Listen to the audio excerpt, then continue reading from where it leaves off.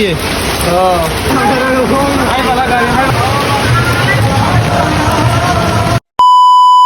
কক্সবাজারে প্রচুর পরিমাণ বৃষ্টি পড়তেছে, তো জানালা ফাঁক দিয়ে বাসার চারপাশটা একটু দেখে নিলাম, দেখলাম যে প্রচুর পরিমাণ বৃষ্টি পড়তেছে। সো ভাবলাম বাসা থেকে একটু বের হয়ে আশেপাশের কি অবস্থা একটু দেখি।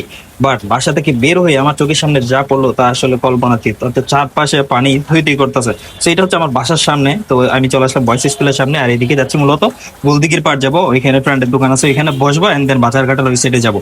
বাট এই সাইডে এসে দেখলাম যে মোটামুটি আলহামদুলিল্লাহ যে পরিমাণ বৃষ্টি পড়তেছে এই সাইডে মোটামুটি ভালো আছে। বাট একটু ওয়েট করেন, আমি যাচ্ছি। জাস্ট যেই না আমি বয়েজ স্কুলের মোড়টাতে আসলাম, ওটা যে ইউটার্ন নিয়ে গোলদিঘির পাড় যায়, ওইদিকে দেখলাম যে ভাই হাডুবানির মতো অবস্থা হয়ে গেছে। বাট এরপরও পুরো অবস্থাটা আমার এখনো আসলে বুঝতে পারি না বা অবলোকন করতে পারি নাই। তো আমি আসলে যাচ্ছি মূলত গোলদিঘির পাড়ের দিকে। বাট গোলদিঘির পাড়ের ওইখানে গিয়ে দেখলাম যে আসলে